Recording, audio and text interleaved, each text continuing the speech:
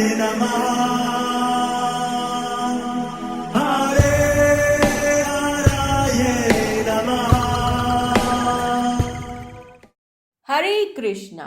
आज हम भगवत गीता अध्याय 5 श्लोक नंबर 16 सीखेंगे। चलिए शुरू करते हैं। ज्ञानेन तु तत् अज्ञानम येषां नासितं आत्मनः तेषाम् आदित्यवज् ज्ञानम प्रकाश्यति तत्परम्। अब हम इसे धीरे धीरे बोलकर समझते हैं। ज्ञानेन तु तत् अज्ञानम येषां नासितम् आत्मनः तेषाम् आदित्य वच ज्ञानम प्रकाश्यति तत्परम। अब हम इसे फिर से गाते हैं। ज्ञानेन तु तत् अज्ञानम येषां नासितं आत्मनः तेषाम् आदित्यवज् ज्ञानम प्रकाश्यति तत्परम्। अब हम समझते हैं भगवान श्री कृष्ण इस श्लोक में हमें क्या बता रहे हैं।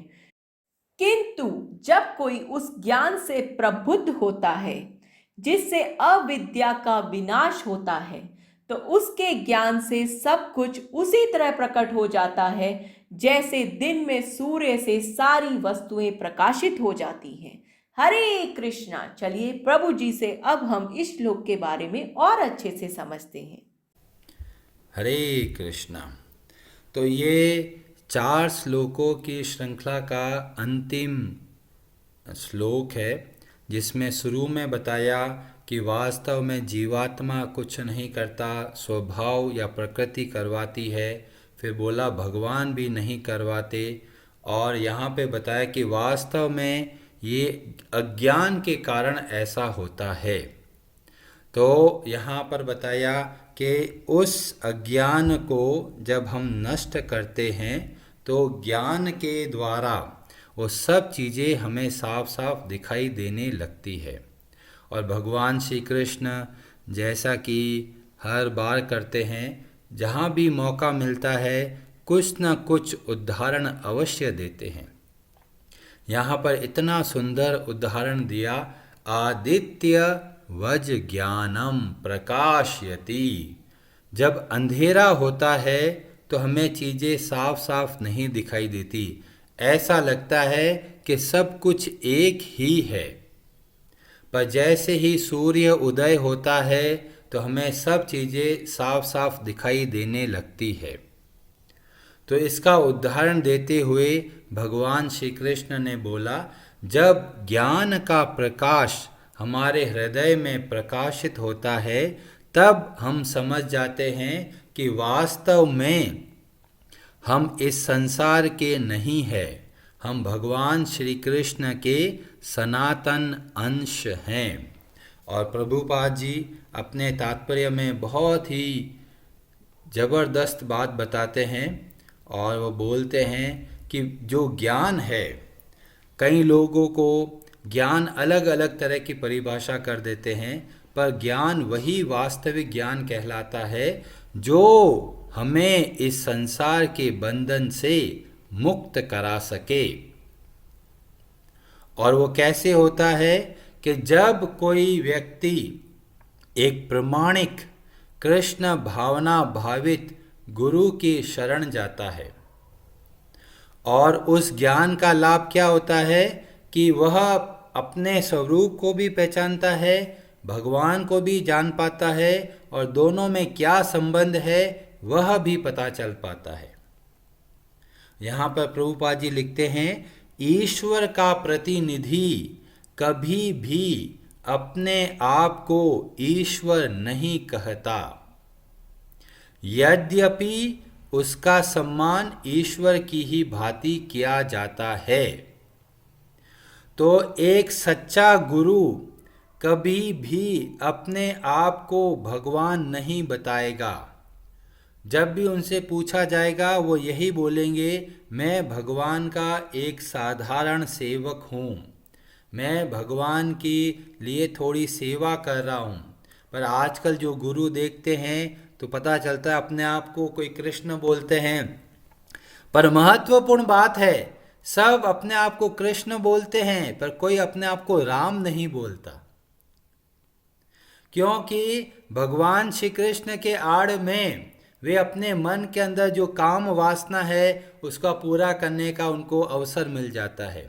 इसीलिए ये बहुत आवश्यक है, जब कोई गुरु से हम मिलें तो हमें पता होना चाहिए कि वो क्या बोलता है और वो क्या सोचता है। बहुत सारे गुरु अपने आप को भगवान विष्णु का अवतार बोलते हैं, तो हमें ऐसे धोखेबाज गुरु से सावधान रहना है। सच्चा गुरु आपको बताएगा कि हम सब भगवान श्री कृष्ण के अंश हैं। जब कोई गुरु बताता है कि आप स्वयं भगवान हो तो समझ लीजिए गुरु भी गलत है और जो ज्ञान वो दे रहा है वह भी गलत है। क्यों? क्योंकि ये ज्ञान भगवत गीता के आधार पर नहीं है।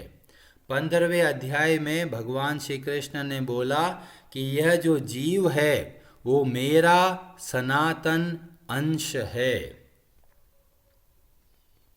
और ज्ञान, वास्तविक ज्ञान वह है जो भगवान से हमारा जो संबंध है उसको बताने का अवसर प्रदान करे। और भगवान बोला 7वें अध्याय में, बहुनाम जन्म नाम अन्ते ज्ञानवान माम प्रपद्यते वासुदेवः सर्वम इति स महात्मा सुदुर्लभः। तो बहुत जन्मों के अंत में जो व्यक्ति समझ जाता है भगवान श्री कृष्ण ही सब कुछ है, तो ऐसा महात्मा जो ज्ञानी है वो बहुत दुर्लभ है।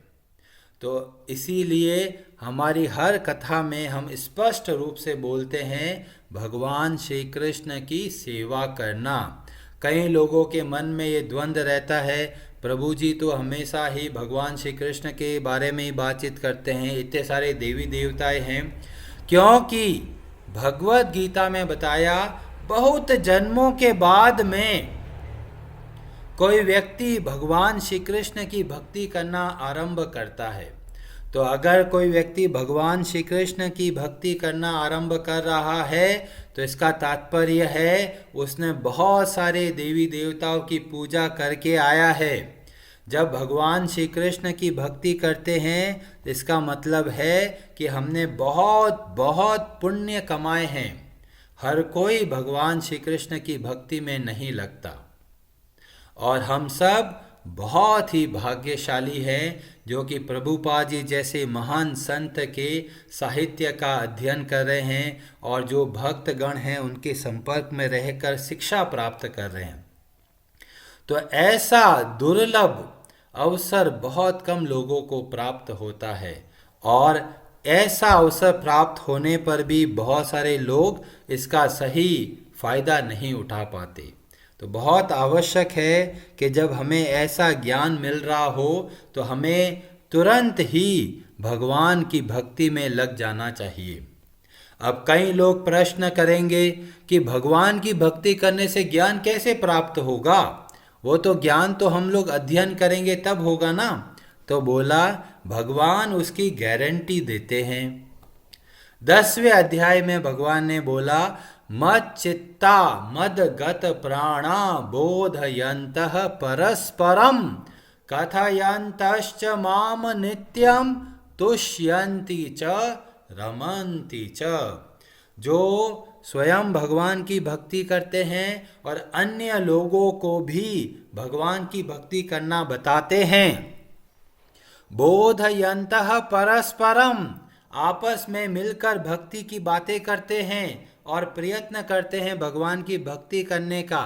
तो भगवान बोलते हैं उनका हृदय संतुष्ट होता है। तुष्यन्ति च रमन्ति च, ये प्रथम लाभ बताया जब भगवान की भक्ति करते हैं। और उसके बाद में अगला लाभ बताते हैं, तेषां सततयुक्तानां भजतां प्रीतिपूर्वकं ददामि बुद्धि योगम तम येन मामुपयान्ति ते। फिर भगवान ने बताया, मैं उनको वह बुद्धि प्रदान करता हूं। ददामि बुद्धि योगम, कौन सी बुद्धि? पैसा कमाने की नहीं, ऐसी बुद्धि प्रदान करते हैं जिससे कि हम भगवान से जुड़ सके। और फिर अगला लाभ बताया, बहुत महत्वपूर्ण, तेषामेवानुकंपार्थम अहम अज्ञानजं तमः नाशयाम्य आत्म भावस्थो ज्ञान दीपेन भास्वता। और उनके ऊपर अनुग्रह करता हूं, कैसे? जो अज्ञान का अंधकार है हमारे हृदय में, उसको नष्ट करते हैं। कैसे? ज्ञान दीपेन, ज्ञान के दीपक के द्वारा, और भास्वता, प्रकाशित करते हैं। तो केवल भगवान श्री कृष्ण की भक्ति करते करते ही हमारे हृदय में जो अंधकार है, जिसकी वजह से हमें डर लगता है, जिसकी वजह से हम व्याकुल हो जाते हैं, तो जब ज्ञान का दीपक प्रकाशित होता है तो हमें सब चीज़ें साफ साफ दिखने लगती है। हमें पता चलता है कि हमारे इस मन के अंदर कितनी गंदगी भरी गई है, और साथ में हमें यह भी पता चलता है कि हम भगवान श्री कृष्ण के सनातन अंश हैं। तो ज्ञान बहुत महत्वपूर्ण है, इसीलिए ज्ञान को सूर्य की किरणों की तरह दिखाया गया है। और जैसे कोई व्यक्ति है, उसके हाथों में गांठें हो गई, अब उसको डर लग रहा है कि क्या पता कैंसर तो नहीं हो गया। वो डॉक्टर के पास जाता है, डॉक्टर टेस्ट करता है, रिपोर्ट आती है। अब रिपोर्ट को वो मरीज नहीं समझ सकता, वो रिपोर्ट डॉक्टर ही समझ सकता है। और डॉक्टर देखता है और बोलता है, जी आपको कोई कैंसर नहीं है। जो इतना समय की चिंता उसको थी, एक क्षण में ही चली जाती है। तो ऐसी क्या बात है जो डॉक्टर ने देख लिया पर मरीज नहीं देख पा रहा? तो उसको बोलते हैं ज्ञान चक्षु। उन्होंने ट्रेनिंग ली है, उन्होंने अध्ययन किया है, और इसीलिए उनके पास ऐसी योग्यता है कि रिपोर्ट को देखकर वो समझ सकते हैं कि क्या तकलीफ है। एक सामान्य ज्ञान से ही, इतना ज्ञान से वजह से हम चीज़ें साफ साफ देख पाते हैं। और जब भगवान श्री कृष्ण के भक्ति का ज्ञान प्राप्त होता है तो हमारे मन के जो अंदर जितनी व्याकुलता है, जितना दुख है, जितना भय है, वो सब के सब चला जाता है। क्योंकि जब अंधकार में व्यक्ति चलता है तो उसको डर लगता है कि यहाँ कोई सांप तो नहीं है, यहाँ कोई बिच्छू तो नहीं है, तो डरते डरते बढ़ता है। और जैसे ही सूरज उदय होता है तुरंत हमें साफ जा रहे, यहाँ तो कोई सांप है ही नहीं। ऐसे ही हमारे मन के अंदर जो अंधकार है वो भगवान की भक्ति के द्वारा वो सारा अंधकार नष्ट हो जाता है, और हमें चीज़ें दिखने लगती है कि वास्तविक रूप से क्या वस्तु है और हमें किस तरह से कार्य करना है। और भगवान श्री कृष्ण अगले श्लोक में बताएंगे कि ऐसा ज्ञान कैसे प्राप्त करते हैं, जो कि थोड़ा बहुत चौथे अध्याय में भी बताया था।